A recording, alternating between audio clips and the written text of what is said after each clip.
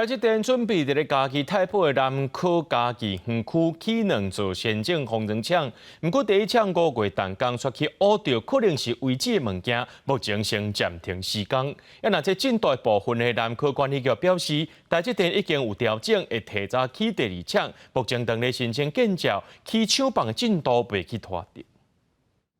工地有封锁线禁止进入，台积电选定南科家己园区，立起第一座可化式先进封装厂，5月才动工，未得到技术挖到位置，目前已经暂时停工。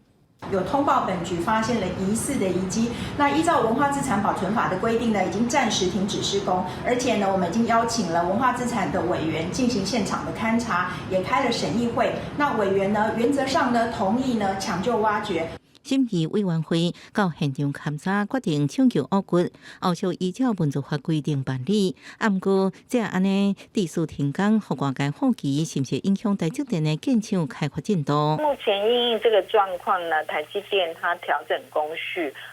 就把 P2 厂同步启动建厂。那目前南科管理局全力来协助他们相关的申请。台积电顶礼拜已经向管局申请第2厂造地建厂，建造还在申请当中。实际去园区第1厂虽然内部已经停工，免高向伊卡乌，不过17下晡，议员因看到怪手甲工人在整理外口的环境。每天差不多6点就开始赶工，有时候做到晚上差不多9点至10点这样。南科管局强调，等相关文字抢救完成，第1厂就应继续施工，加上第2厂提早施工，有个2厂的整体施工计划未受伤过大影响，会全力协助相关行政程序。记者综合报道。